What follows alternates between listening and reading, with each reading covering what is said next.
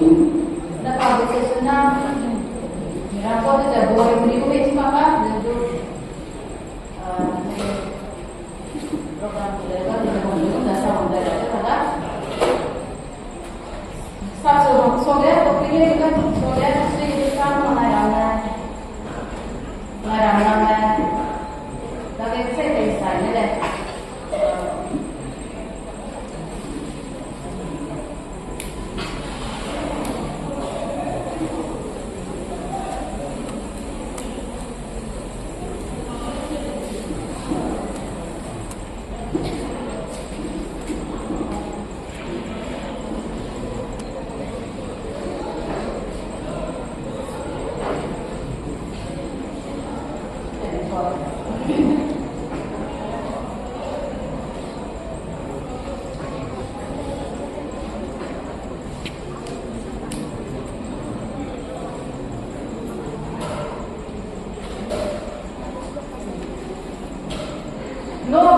What the idea of only students meet 2006 to committee member dan speaker sometimes saya bilang nanti komputer namanya dia itu kan dia sangat saja jadi saya dia jadi ane dia namanya relation ada dia switch sampai ada dia namanya apa program saya ini dia ada program dan sahabat dan ikat sang boleh tidak asuduran ada kalau kita rasa ini maksudnya kezaman tu selama dia kemudian program ramai itu saya desikan dulu ida itu sudah pun nama itu lo nama itu lain nama orang dia lo wajah dari maksudnya kita boleh kemudian itu sahabat ramai kita nama orang ada asal itu ini kita nama kita itu adalah orang dan akhirnya dicoba hari sejak termasuk makhluk ya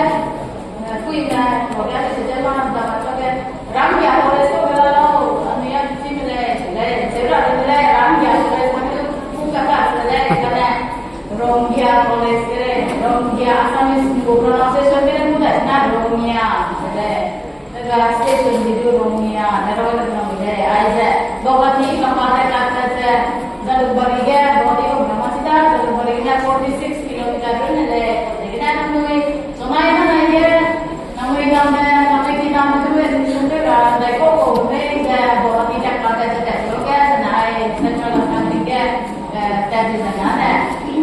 itu berbeda Amerika pakai aslinya gila mulai orang betul maksud naik ani koi asli adalah dari namanya dia makanya dia hello maksud kamera ini juga beda apa yang nama itu single sama jiwa punya kita pakai sihnya mulai hotelnya yang minta hotel tahu berapa dulu kalau ada dan personal development and well-being kategori kategorinya satu juga dan juga akan sesuatu ya personal development rumbi bisa hamra dana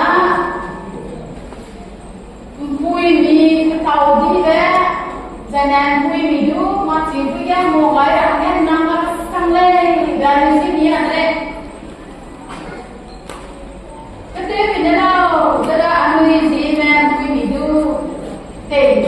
siap important mak buat tahu dia mana apa ni kira apa Abdullah example beda lah. Dalam kami sendiri itu maka ada tu election pakai beda macam ni. Karena apa ni kita ada punya anda sesuai zero jadi di polis tu kemijat campur tu like ada sebenarnya tu kemijat bisa macam sikit kan ada jadi lagi lagi saya ini minta apa ni ada namanya macam mana tu dia kata kalau ada orang sama itu ini minta apa ni lagi kan mau boleh sama lagi ini baru nak pandai tinggal jangan lupa untuk mulai karena ini bukan sampai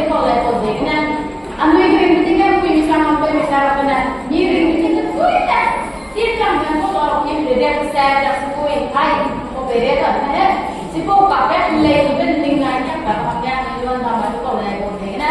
लेकिन ना काम सारे वो का ना क्या भी नाम है ये सवाल है ना तो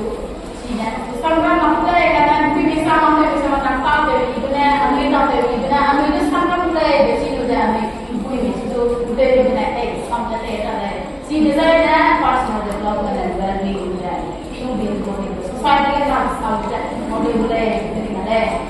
also of 19th century father of English literature literature समझ आ English literature को what is better than wisdom? But seeing things so you can take that like a wow. Example je belo example je namai answer that. And we will not so difficult that we not to start na for example ये ja we maxi hamna we pe de na mai na me su ko le de maxi hamna pe ko de ko pe de ko itla la and para mujhe kali ji so de ita maxi so to iba what is better than wisdom? Answer is women. Women. After that, what is better than a good women? Women is what? Even then, come women. Even is what? Even than go. Answer that nothing. Not what then. Women is good is what? Even they get what then. And now women is support. Is up. Karena they look at rooms some there or to the they do it running with another mentality not running the my running to do and my today they do the run you go that the better prime minister Indian food and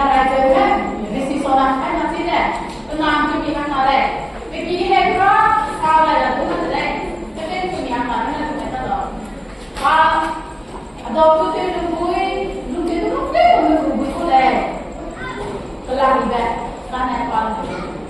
USA को तो क्रेडिट बैठा तो नाम ले लिया बराबर को प्रेसिडेंट बराबर को तो नाम तो नहीं आता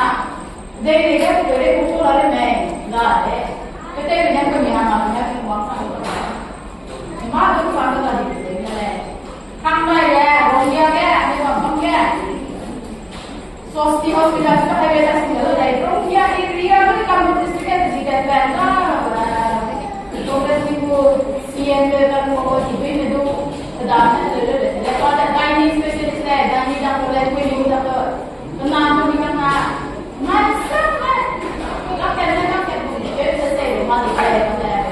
ये क्या बात है माने क्या तो नाम तो नहीं करना अपना क्या है अपना क्लास के ना क्या है तो ये ना सोसाइटी के में साथ का है और नजरे का है vậy là anh ấy vui cái gì đó cái ví dụ em này cái nào mà cái này làm bài tập để cái cái này cái superiority các cái này cũng cái này vui vì rồi đấy thì cũng meeting ấy hôm nay là itu chairman president và secretary boleh ya leader ada position apa nih sih bukan dari itu leader apa kan ada nation state country society को बच्चा है तो लाने इनपे भी तो लाने हैं इनपे भी लाने हैं कोई भी 50-50 है दुनिया में तो देखना कोई मित्रों ने क्या हुआ है मतलब ना मतलब कि तो पर्सनल डेवलपमेंट वेलबींग 100% नहीं हो ले तो ले saya ambil buku ini sih dah, ambil itu deh, dengan buku logika semua berada pada kena ambilnya, buku tangkap mana, lima belas, kamu ada loga, lima belas, encourage loga, dua lupa dia loga, apa yang brain, apa, agen talking about ini, dua brain je, develop saja, marketing berada, think berada, kita pilih kata mana, buku ini kamu ada kena, buku itu affection, buku ini encourage dia dengan membaik. Dan apa yang namanya belum itu tidak tahu di sana saya. Emara stars that come and words of encouragement form a child fearless future. If we know that our talk encourage because if now English that welcome today. Minum dia kata. Kalau sisi dah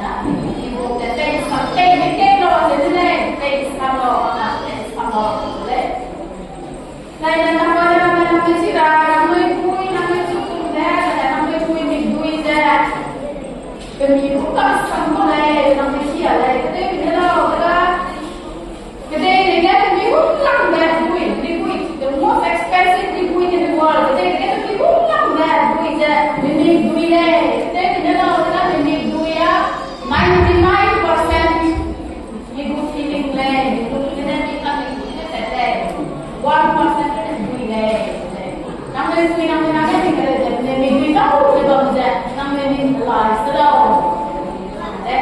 itu nampak tu oh dia anu bina itu dia itu kan semua ada di dalam personal development well-being namanya ni itu deh sama aku deh dan yang aku ingat tu mana dah kami mana ada dalam macam apa deh dari itu dia dan ada apa juga ida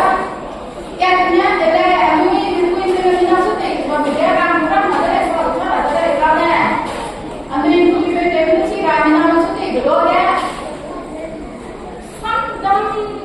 dan mina kami sama kami jadi pamit tahu maksud le nama ini le jadi kalau nak advice nya karena nampak le nak action nya nampak pasal mana penyumbang dan kalau di dalam nama sampai kami itu sih ada nampak le jadi dia tahu sama pikiran le dan yang nama dia kalau itu ada yang dia le kalau ada makanan apa itu le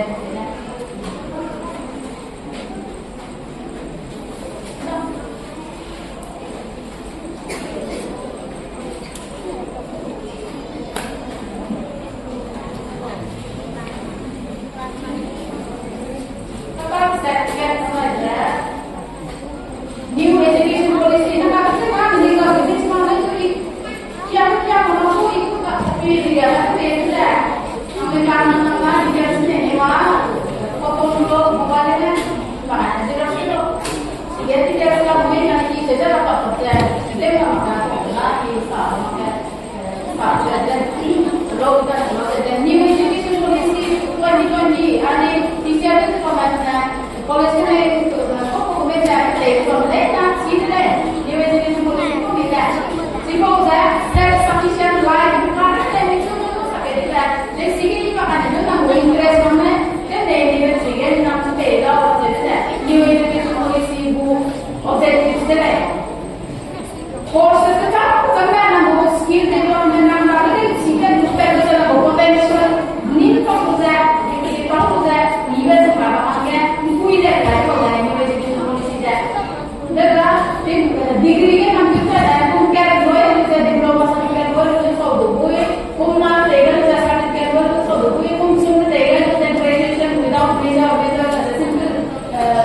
general degree तो सब दो कोई तुम दाई मेजर तो जैसे 75% पे दे देना ना 6-7% होता है जाते हैं तो करे तो ही ना ना मास्टर जो कैबिनेट लेवल पे देना रिसर्च पे भी आ जाए न्यू एजुकेशन पॉलिसी है यूएस मॉडल ऑफ एजुकेशन है United States itu modelnya, jadi pengeluaran baru itu ada income keluaran. Nah karena itu saya sufficient, maka ada sekali Indonesia, apa mana India ada sendiri, US model deh.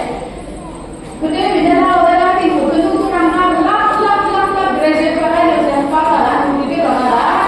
rapan kira orang lah, ikut society itu, badan itu juga sangat di 1.3 million plus population India में मौजूद है jadi business course how is that ada benar ibu actually di kampung ini ada di mana kampung sini ada kan address level video level dan below address level ada jadi ini minute ke minute itu dia di kontak masih kamu tahu jadi new education policy ada kita itu makan barang itu enggak ini. Oh jadi pasti kan apa saja setiap itu mana kita ada itu sandi apa boleh itu arts ke ini mana pasti itu mana ada jadi mesti ada arts kan option nama jadi itu itu rakyat civil service mana teaching clerical job itu ada itu ada commerce science ada ini dan dan teaching mana cara mana class 10 ini kan qualification हमने जो score exam किया है टेस्ट है हमारा वो को commentary role पे भी हम पे नहीं होगा अभी कल करते हैं कि ये इंग्लिश साइड कोर्स है अच्छी भी तो माना है तो मानते हैं तो हम एक प्रेजेंट से कर देंगे language skill, grammar, English, or Hindi है then career option after graduation loiter होता है फिर राहुल है इनका नहीं तो राहुल जी को ना क्या UPSC तो मैं राहुल ST में आ गया तो मैं प्रेस मारे तो कुछ क्या नंबर अनलिमिटेड नंबर ना क्या करेगा जनरल में हाँ लोग मेरे ने तो करना नहीं ना कभी घूम सामा क्या प्रिया तो मकान में घूम नहीं प्रेस मामा मामा ना ada ini yang kita nak harus coba तो दायरे से भी हमें ट्राई करना है सुधा है कहते डिफेंस एग्जाम्स का ग्रेजुएट हो जाना है डिफेंस का डिफेंस अनुले यूपीएससी हमारा नहीं हो जाए यूपीएससी का पूरा इंडिया का पूरा तो कंपटीशन का उसको देखना हमें सीखो हमें नहीं हो जाए मतलब कम है karena विराम सर्टिफिकेट है टेट कम मिला विराम सर्टिफिकेट है आईएएस का कम मिला फिर ने पीसीएस का कम मिला पेनुई है आईएएस हम क्या होता है एलाइट सर्विस में के दुकान के ने तो क्या चल रहा है डिपार्टमेंट में सब sama को यूपीएससी का एपीएससी का सब है उनको ना यार ये से यार होना है इसको है डायरेक्ट पीसीएस में है जो प्रमोशन में हम हो जाता है वो हम से भाग के डिपार्टमेंट तो इधर ठीक है हमें ये चीज आता है ya kalau ada saudi kan lah namanya ni ada okay na nam especially nam kamu yang kita tentang mountain yang kita tentang golf management golf kan sama sama presiden namanya prime minister namanya apa real estate namanya karena nam details ke betul ke itu bukan orang nam orang nam seperti nam bisa rekomendasi itu semua mau boleh sunset तो देखना मिलिट्री के लिए जब हम निकल मान लीजिए तो हम कैसे ले जाए सीडीएस एग्जाम लो ना यूपीएससी सॉरी यूपीएससी लो ना हम बातें करें सीडीएस अंदर कोई वीडियो में भी समझ आए मकसद हुआ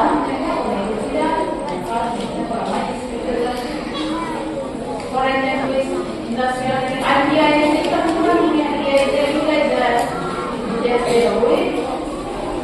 MLT रेसिपी लोगे MLT master of medical laboratory technology bachelor of medical laboratory technology भी का संबंध है आगे इंपॉर्टेंट पे मालूम है अब जैसे कि वो का नाम आप की कॉलेज के लिए है दुआ क्या है वो है इधर पे है कल से मार दे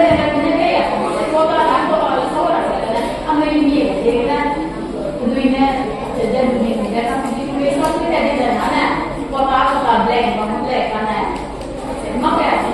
है कर दे हमें कोचिंग के बारे में देखना फिर मैं करता हमें पूरा हमें जो कौन से इसी में देखना है उधर से जो है और समझने को हमें है और हमें क्या करना है चलो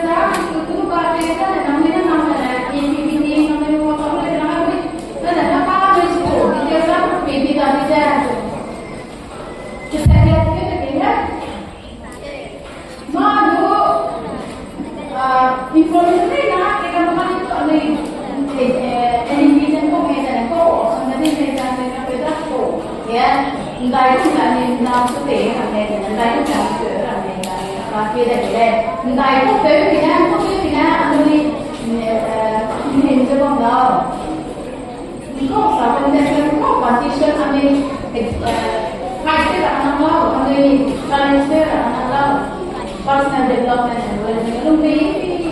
Lúc đấy là development của bảo đảm thì vì nên mình phải biết anh nuôi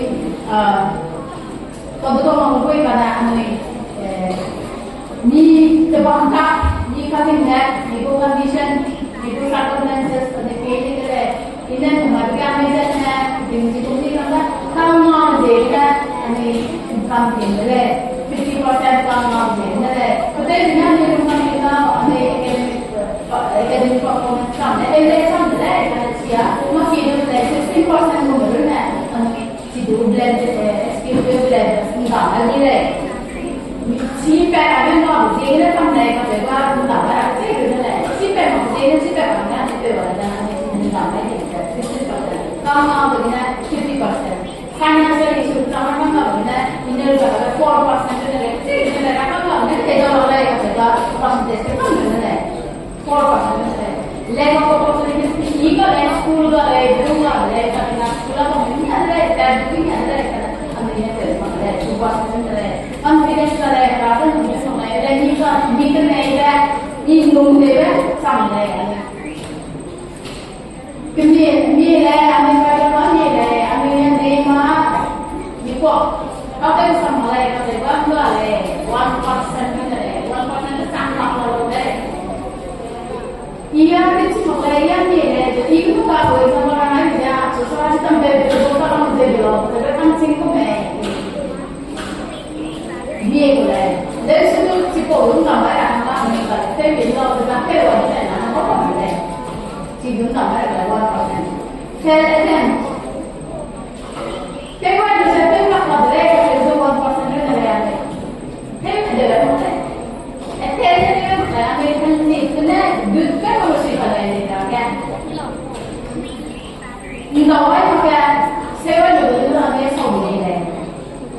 Dan guidance kalau ada 5% itu ada guidance kalau itu ada guidance. Dan fokus disiplin ada kalau fokus pada disiplin sama jadi itu 8% sebenarnya disiplinnya sama ya disiplin tema ini dan time management ini yang ini semua ini ada satu semua kalau anda usaha itu kan anda itu nomor mana ini wah itu berapa masih berapa kan itu nomor mana kayak ni mana ya private entity nomor mana anda kalau orang tu private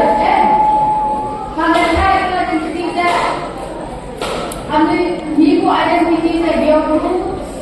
is your strength. Right? Dia berada mulai. Dia jadi mulai. Jadi nasional nam pensi dalam nam guru nam zat nam pensi deh. Nam zatnya al jadi mulai zat nama jadi mulai jadi nampak nama mulai.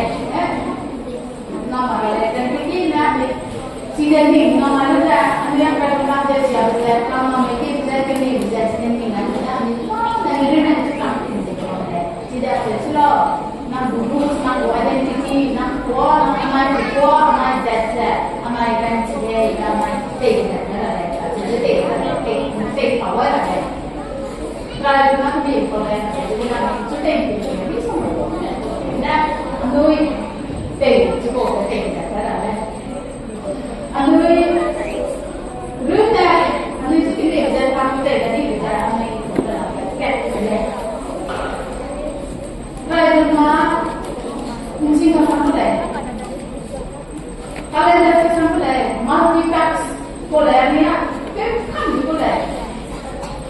Pindah nombor rumah pakai di sini ada lah, kalau tak ada boleh. Ania sudah multi packs, multi packs. Ania itu kan ni. Itu tak ada itu. Kita ya pindah itu soalnya tu sesuai. Kalau kita ada dulu kita, kita ada ni. Itu kan boleh. Karena aninya tahu dia, aninya cukup rasa, aninya potensial, aninya pada mana, aninya. Baik ni pun makai lelak, kan makai lelak kalau ini jadi. Kau belum ni kan mesti makai. Kau jangan mesti lelak. Dan aninya harga dia, binti dia, ada dua macam ni. Example, anak itu ayah komputer, kelas terdapat boleh bawa kan sampai. Jika lokatnya, kumkatnya makanya, kumkatnya dimsibah boleh. Tiga kali mana kelas 1 kena student, nak mana tu apa? Sewa ada, komputer. Kita bercerita juga ada, kelas terdapat. Kalau malu tu dah, drama tu dah, drama tu dah, mungkin macam itu tu, modal cepat dia. Kalau misalnya, kalau apa mana malu kelas ni nak disini tu ada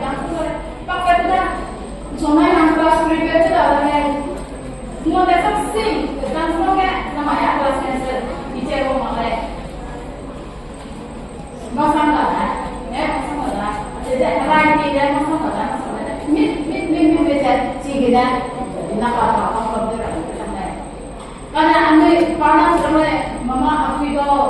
anu itu mama aku kelas kedalamnya itu boleh anu itu no kita ini betul no kalau ni kita ni क्या anu itu betul ni kalau dah anu itu tu orang muda lo kayak macam mau dah kalau kita fikir cara dia kan tak lambat ada pengalaman misalnya karena mungkin kita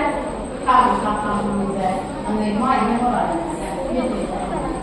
right era tes maka dah itu pada mid macam mana dan backward reservation namanya apa macam apa ya tes ada ini tak ada mungkin saja boleh itu private itu private student bukan mana private kota main dulu private kota kan mungkin mana beda berbeda sama boleh kota ada sama mati itu mana India dulu sama aku wabah ada yang mana ada lo kategori yang ada ukuran mana jadi ini sama kita kan kita tapi itu boleh nak ada problem isu di dekat orang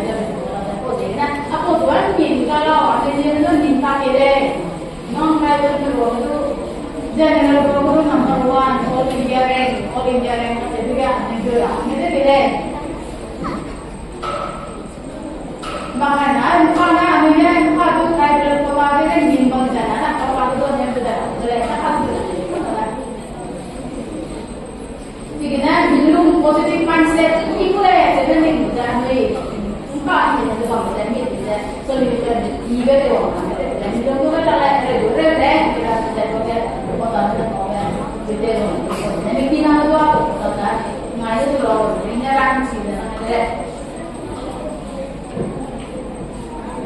Dan nama aku dah ambil orang ini ambil tu setiap negara ada nama itu dah seminar jadi kan sampai dah nama sampai dah Zegma ini Zegma itu profit masih ada. Jadi mereka akan lihat tahu itu sebenarnya Zegma itu jadi dia kita di sini pakai sana. Kalau kita mulai when you are strong, you have to be focused and rely on your brain, not your step. Jadi mana kita nama nam saya cakap jenama saya bisa jalan. Nam tengina apa juga fokus lo apa dan ren lo nampan cina ni je lo Amerika divisa betul lo cekre kan mera tu jenis tu mana ciru le langkah le tu tek darah aku ni sudah ni semua dengan India le betul ni semua baik itu dia itu ikut dia Amerika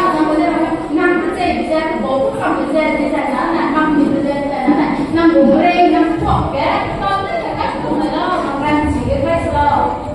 ở nơi trên là unity cái là 5 xong rồi đấy các cái ra một chỉ là nó cái tên sura cái của sura cái 5 xong rồi đấy cô để này yêu ôi chỉ có mà này đấy cái này các cụ phẩm ra anh này là cô cũng cho sản phẩm gì nha Wang đấy 5 xong rồi là thì lúc kia am jaga am na yang aku pernah dia hai pere ko dia masih betul orang hai pere ko dia lalu am jaga biasa dalam masalah tenaga di kilometer jalan ada namanya namanya saya tidak officer yang biasa officer am jaga tak kamera singkat dia ada umpui bilang Malaysia kira-kira tu yang siapa orang anunya anu sumia ya kita positif na anu ko kaya kita anu ni pilih please dah ini benar benar kamu mau pilih dah ni cuma kira kira siap pilih dah ni nak nak apa nak pilih nak pilih ada ni kan so pilih siap ah sama dah dia dia pilih ni pilih nak pilih itu tipo deh na aku memang ni mereka ni ni cuma pilih saya juga kata aja Ambil pun orang Malaysia, cak boleh masak. Beja sang dui lah, kedua orang pasti dia. Cipu ni, kanak ni, ni ni, ni ni, ni ni, ni ni. Kalau ya, nak pun Tongnya tiga mesti terang kan? Kalau mau orangnya, kamu itu mana? Soalnya income itu kami juga di juga. Soalnya mau kamu itu mau orang ini juga. Soalnya lo kata kita ini juga jadi juga. Ame, nak itu mau juga. Raise, perhati mesti mulai dengan juga. Ame invest juga nah masih ada.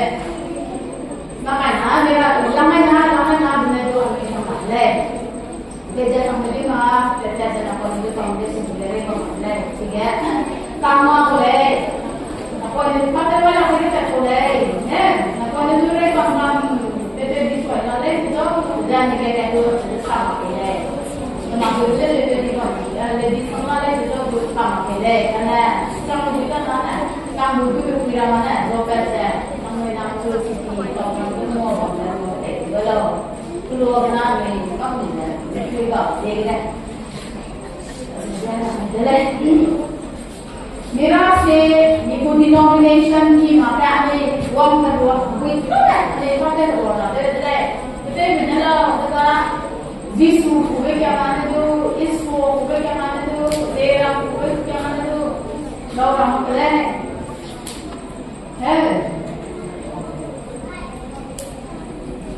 लोग क्या कामरे हुआ है कामपुर पे जो समाज से काम पे जो समाज काम पे जो समाज में जो समाज है एक मोरी पैकेज मेरा को तो लोग क्या हमें कई देवर रंगा है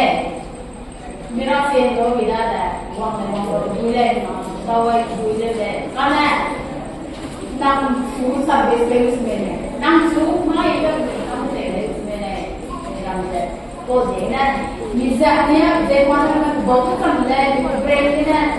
काटे रहे हैं कि तो ने संगा ये नीचे zaman itu रहे हैं jadi ini ada tipo zaman lo kan sama है खाना अनुई जीवना ना बोले cuma मुझे ना तुम मेरा मुझे social recognition social community support करते हैं मेरा मुझे ना नो ना है jadi ini adalah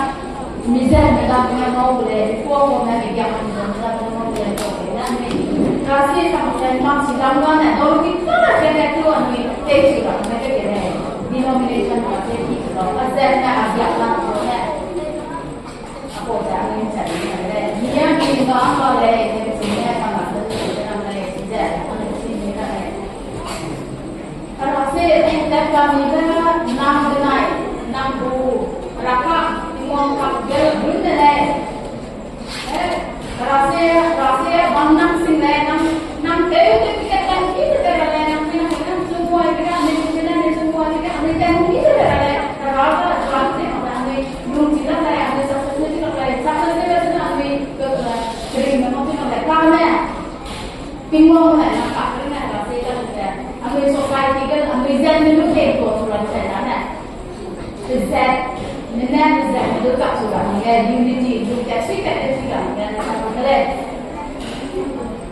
semua siapa memang kayak denomination segini, religion segini, rasa segini kayak semua siapa ni memang kayak mana kita orang mata kalau kita mana kita selfish orang yang diri dan yang juga tak tahu juga jadi itu dalam itu kita global village namanya global citizen lah.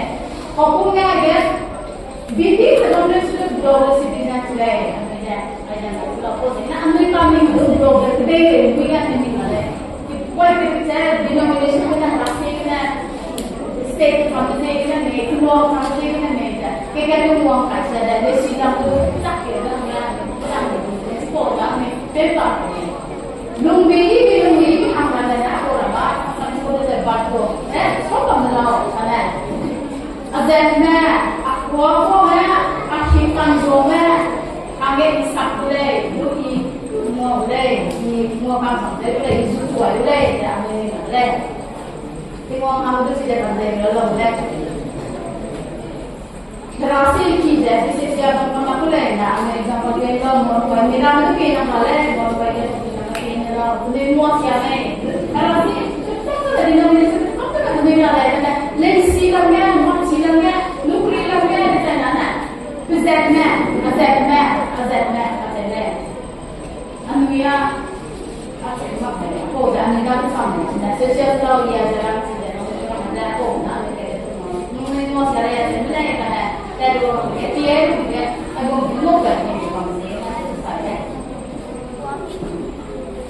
mana mereka kamu betul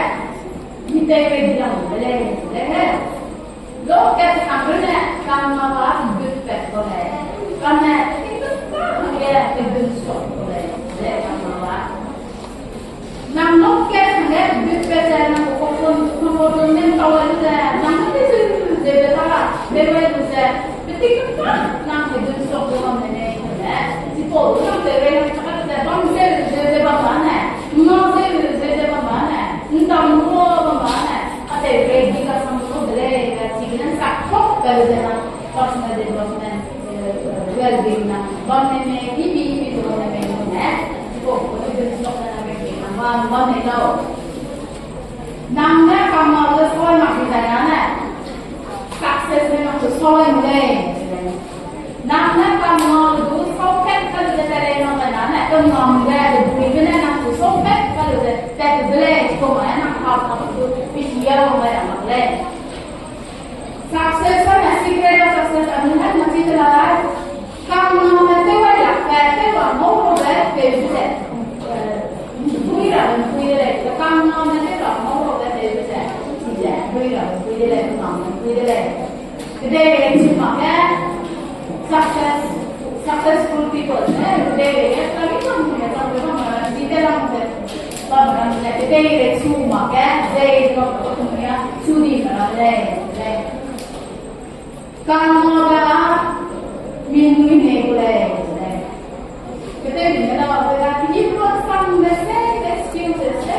perlu ni jangan lambai minum ini boleh kamu dan kamu awak minum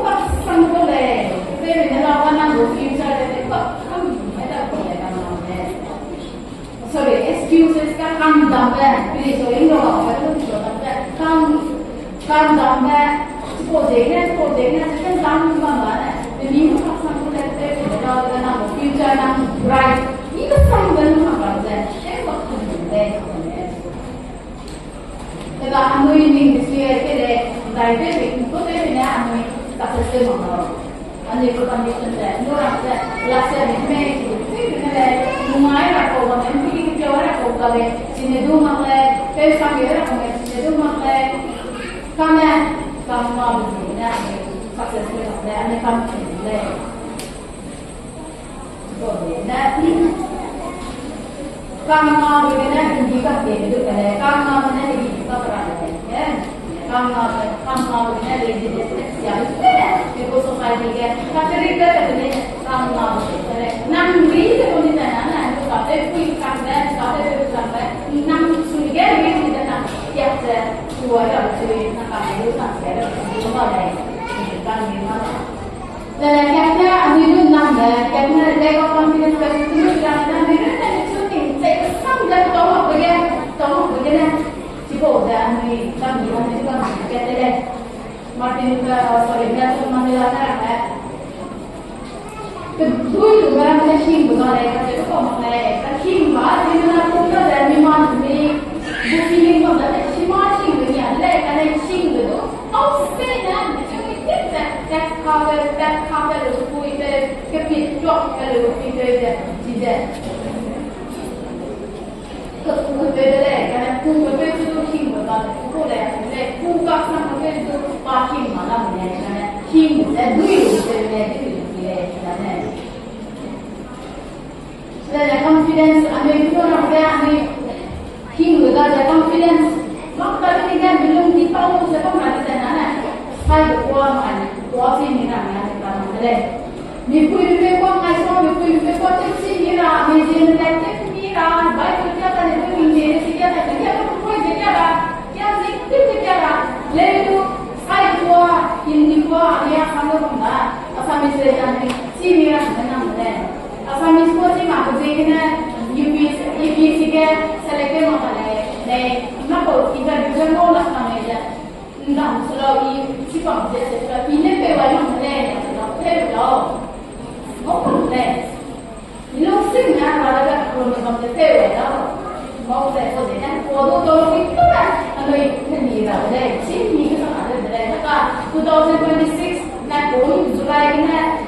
CBC board mo na class natin na language zoom kaya kaya NDP ko doon na NDP ko ang dami na tuloy na kasi na tuloy decision tuloy ka na kaya hindi mo na kapag natin mo tuloy sa talaga na naka-adake ka doon na sila na podo jet zoom CBC course ka talaga jet zoom ko zoom sila naman kaya kami sa mga hindi English so that translated here na ko na amin ko bedo min kaya that was good amin sa ko ama sa mis makana hindi ko maserida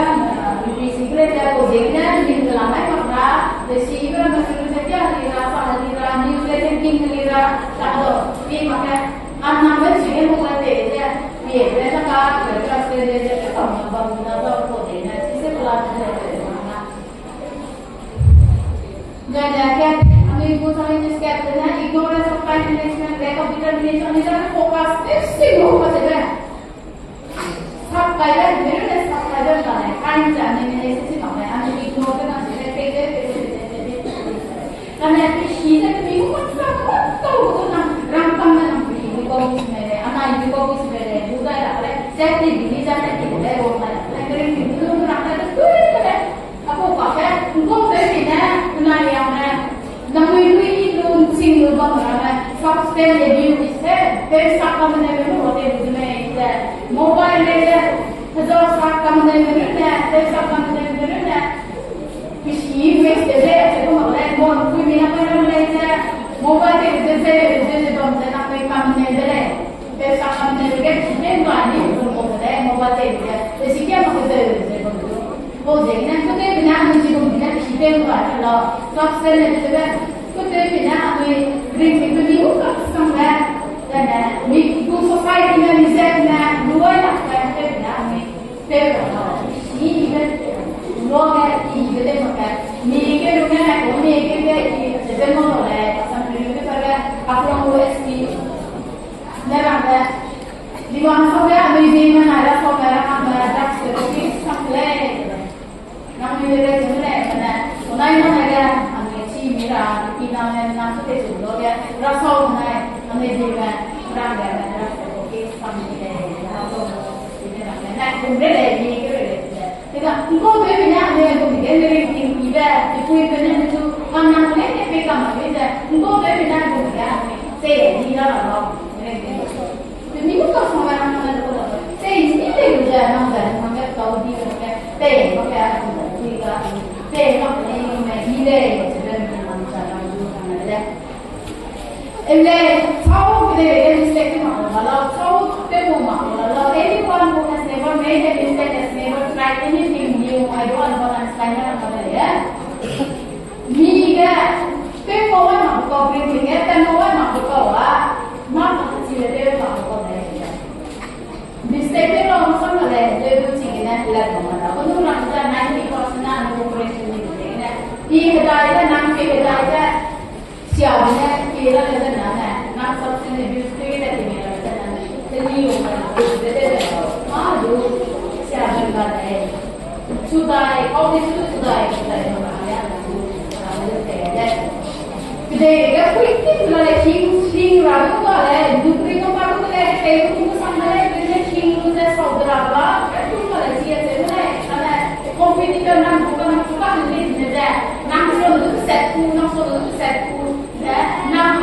one letter kan mana mera ku nam ku mana mera chi mera jaga jata andre le ning mera le sa bola ku ka bol mana amere pe la na ni te de le na de de sa pi ya ta ma na ke pi ni ga de mi ra nam ku na le no no ta ma le ku so de ta ma le ni ku ve a to ra he le pe karena minat tu, nama tu adalah negativity number 6 challenges ya, ada society ke siapa sampai habit. Jadi लोग siapa pembagiannya negativity. Miku, miku challenges ya, miku family, mikam deh, miku sisi kelak, sisi kita misalnya, apa guna orang kira, miku sampai apa lagi, miku tu le, sesuatu dah. Ambil sini, tapi hard work kita penting.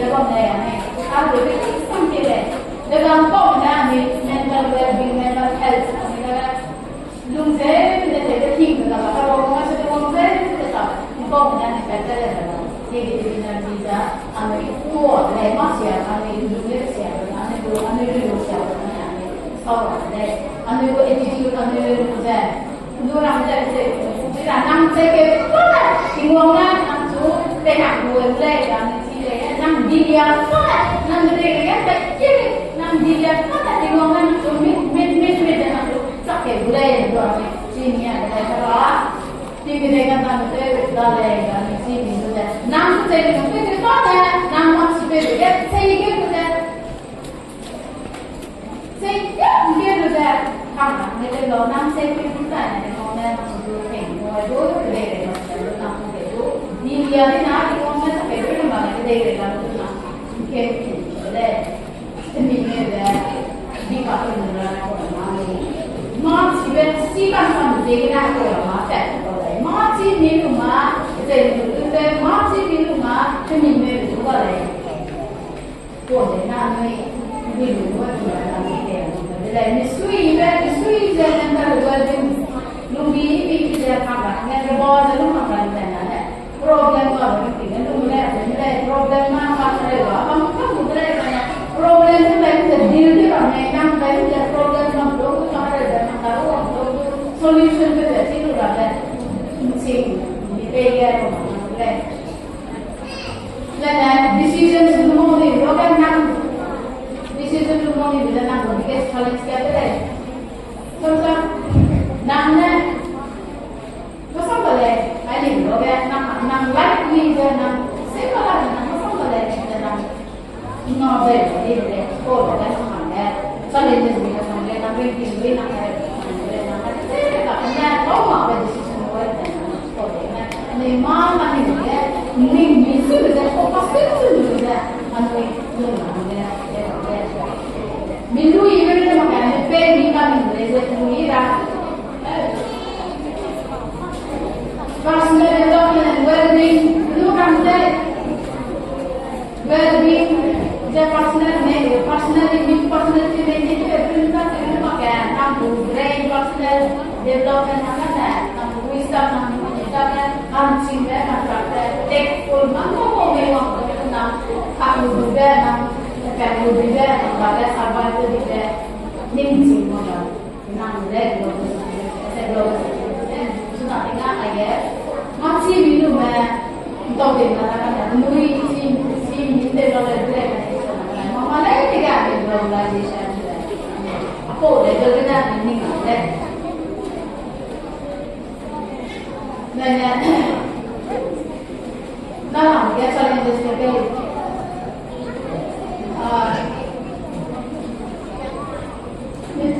Import even the ram boleh nampak masih nampak nu nampak ikan nampak slow lana jalan sikam jadi bawa je bangnya ibu baru niran bu ni macam ada lah seperti tu le ni macam tu ada namanya lah namanya ibu nampak namanya jadi kesamanya tu jadi namanya tu le saya dan successful orangnya tips kita ini apa adalah prosedur untuk negara mana disiplin zero disiplin take over miring kita free pemain apa namanya disiplin nama kita free mana negara ada kata nama negara lebih saya mulai saya ada disiplin apa beda sih desain ikam kita ada nama saya contoh jadi disiplin kalau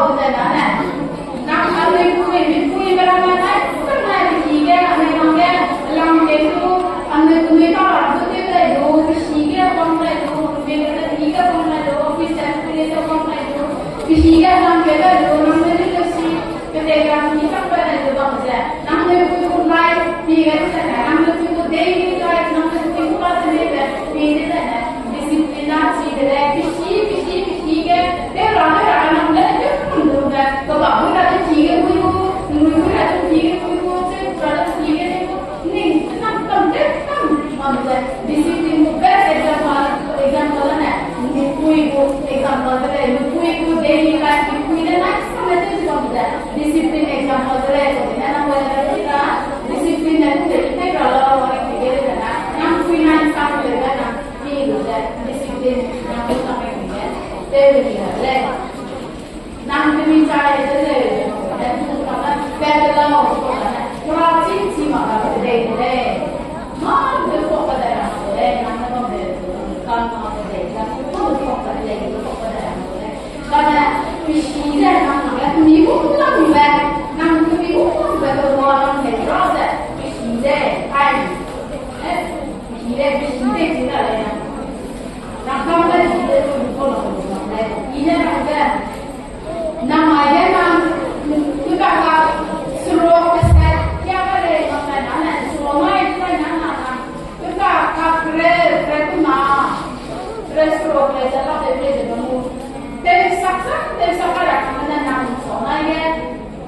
Pia power kita pakai itu mana ya? Dia mau pakai boleh. Kok belum pakai boleh? Nama dia nama kita kasih sama set. Mai dia sama ada sih dia ada yang mana? Soalnya kan kita itu kita itu nama pakai boleh. Nama kita pakai apa?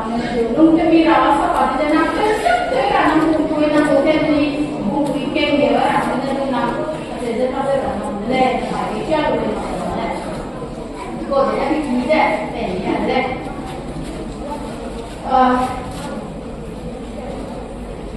rồi là đưa ra suy ra anh nuôi là chân á để khui cái cho bằng được anh nuôi nào thì số cái này là cả nó mai cái step ra lên ra anh nuôi mà đi ra cái đây là cái cấp ra anh nuôi thì làm số này là cũng là một đây cái này là computer này cô bằng cái này nằm xuống để là cái vấn đề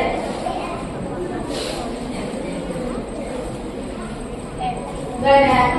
số lượng cái này mình làm lên đấy không đấy không đây thì con đưa tôi cái làm cái về cô lại là những cái gì ấy người ta cái gì mình làm cái gì mình không có để respect cái gì mình là đâu anh ấy để cái gì là anh ấy cũng cái anh ấy có society cái anh ấy có society cái doctor nó mà Lang Chico, designer, entrepreneur, business Chico, journalist, lawyer, politician, religious leader, social worker, Siamson Chico, carpenter, beautician, guru, Chico, Chico orang itu. Mini dia kan satu orang pilih pilih dan mereka kan dia, ani doktor engineer mana ni kita dia di sukses mau, kerana saya tu benda, nam terasi tu. Kamu PT online itu nama orang itu lah, sosial komite online itu nama orang itu lah, nama singkat PT itu di mana nak berkomunikasi nak berkomunikasi, nama PT nama desainer itu nama desainer deh, jadi kalau desainer nama dewa, desainer ini ada, ulang desainer ini ada, ada ni perlu kita hingga nama mana kau hingga lalu desainer nama ini hingga lah. Ni kamu siapa aja nyawa makan, itu kompani saja. Si dulu ada siapa ke berada dan kita, mak lama kita. Ia pesa lagi kita lewat kita. Kira kan ada kita lewat. Kita namanya kan kondisi nana ayah saya berada di dalam jalan. Akhirnya itu sekarang kalau mungkin itu, tidak boleh. Karena namanya kita aja, nama siapa. Si dulu mau ada influencer năng lực mình là thầy buộc thầy sẽ không và để cho mình là chỉ bộ rất là năng lực là này năng ráo này để xin chỉ về mặt là làm cái này năng lực là này năng là làm cái gì cả tất cả những cái tâm sức là đi mong muốn là này và là để là đây là những cái gì đây rồi đó nó làm slide cái đó Nampak dalam keren ke restoran kampung deh, namanya namanya rasa numi malau, rasa kau memang malau, namanya pengoperan malau, namanya dikui kita je, namanya pengoperan deh, okay, namanya raba mimi ni sing makai, dia tu rasa cari orang ya. Dengan namanya itu nak jual aja, orang le, jadi sekitar ini dia berjalan. Namui, kedua nama ibarat le, namui, itu orang namui tu duit je, orang itu rumah le, 1% kan duit, 99% kedua nombing, kedua bukti le, le, itu bukan le, duit je, duit le, namui ngasih tau, je, udah itu pun memang itu loh, dia tidak ada namanya, duit sih le. Namun dengan manusia, namun itu ada penting juga dalam pikir namanya ada juga ada buku, artinya kamu buku itu jangan ada minam aja buku itu berpindah bercak itu tidak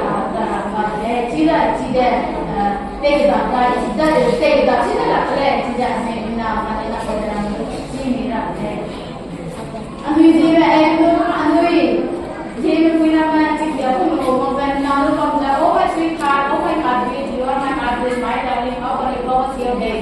bawa saya itu, kami tak kerja tahun ni, maklum, anunya karena kita anu edit macam ni. Asyik sama, kami sudah kami punya itu bukan sama sini ada.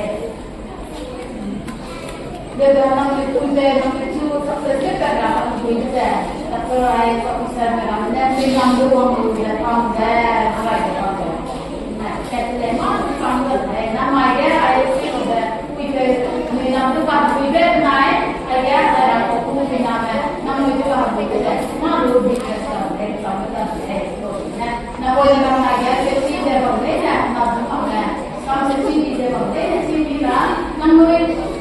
juga buku kita kalau dia kewan kita deh cuma bukan dia orang macam nama itu nih macam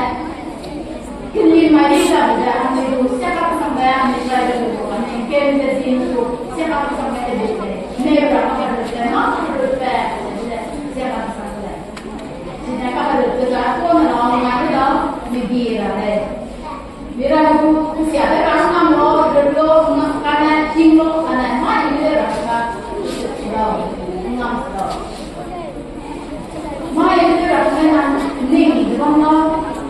itu orang dia itu tak pakai manusia loh, sebenarnya ada kita pakai keren, sekarang akhirnya menggunakan sini ada energi. क्या रहेगा अगले है तुम मेरा जो थे नियम बनाना है क्या है मुझे क्या बोला है मेरा जो थे क्या है मीगा अगर जैसे मैं कुमिंगे तुम से तुम करे चांगु है aku मीगा अमाई तो रिपोर्ट से नहीं मैं बोला मैं जैसा रिपोर्ट से नहीं मैं मीगा अमाई तो नाक मुझे समझे मीगा ये क्या पार्टी है नो मुझे जाचू फोन कर तो लामे decision हुआ है तो ये success सिंगुले ये सिंगुले सिंगुले है ना का एचएस का तो मैं ना स्कूल के तो मैं ना काम में बहुत सी चीजें हैं वो मुझे उनके मकान को जैसे उनको स्ट्रोक ना समझे वो काटा ले जाता हूँ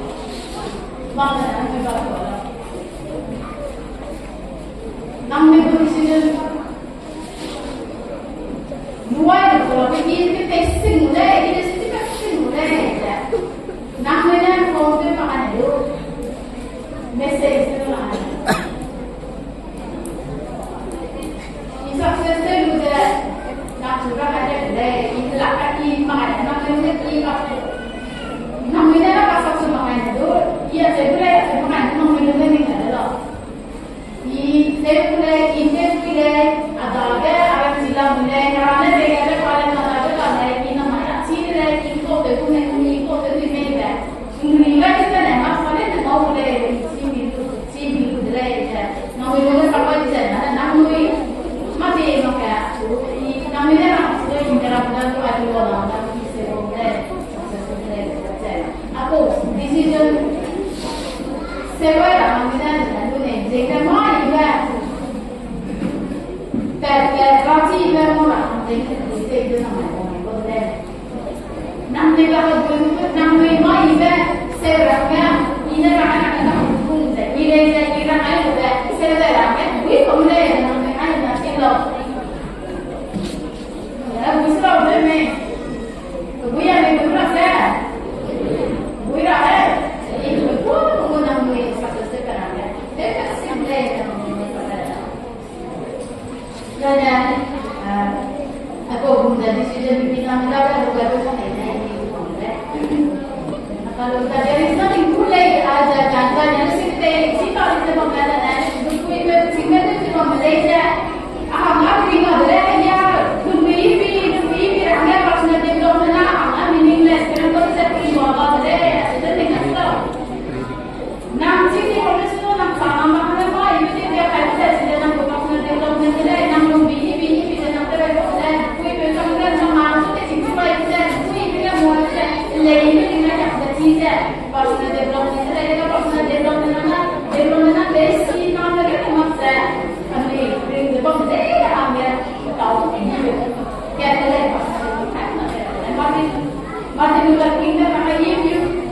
cannot fly นั่งกินสิเราดิฉันนั่นแหละพักโลกพักสิเราไปดูแค่โลกแค่สิเราไปดูมัวโลกอันนั้นเข้าหลังจากนั้นพี่เราจะแก้จะบำโลกเด็กเด็กนี่คือสมัครเลยจะสอบเลยแบบนี่ไงนอกจากเอาเส้นเดี๋ยวจะถูกบัวไปเลยเดี๋ยวจะบัวไปเลยนี่ก็เป็นงาน destination นะจังสิ่งเลยอย่างนี้เลยนี่ก็เป็นสิ่งเลย Today is very hard. Tomorrow is more tougher. Tomorrow is more tougher. So the day after tomorrow is beautiful. But most people die tomorrow evening.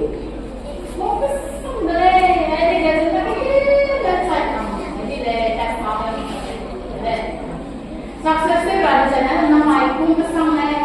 जो मैं ना इसको मुझे बोले सीधे बैकअप पैसे ना भी समझा ले मैं अपने पैसे बाहर है अंदर स्टेप से बोले तुम्हें सारे जैसा पैसे बोले अने सीधे मुझे सामने ते तो बोला कि क्या है गिव अप के दिन मैं साइड टाइम ना हो होता है कहते most people die tomorrow evening so they die ठीक है गिव अप के काम सब काम I mean so my little man and Anna kung tega dun tap card yeah it's card on the left na mai I get ready we got so do that again luang again my little man and walk by the day so the street some place like that Majikan sama jadinya, madu iba kamu. Lalu orang bilang ke, oh, kita ikat sangkut dah, ibu nak ikat sangkut dah. Bilangnya saksi, bilangnya saksi, bilangnya saksi, nak saksi bukan yang bukan saya nak. Tapi kita langgar tiga, orang sangkut dah. Karena ini majikan sama jadinya,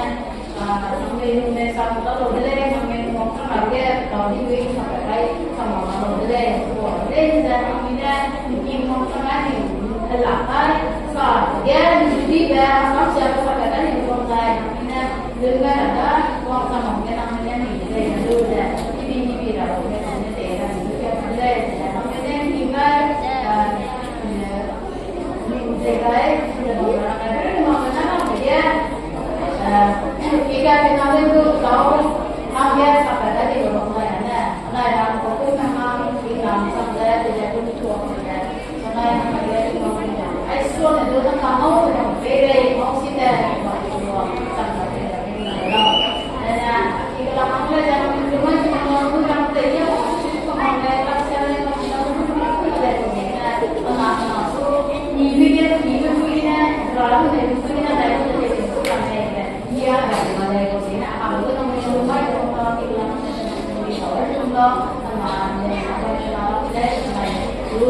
ini Tahu juga, dan kalau kita bersama, kita tidak bisa sampai di kontak, kita di kontak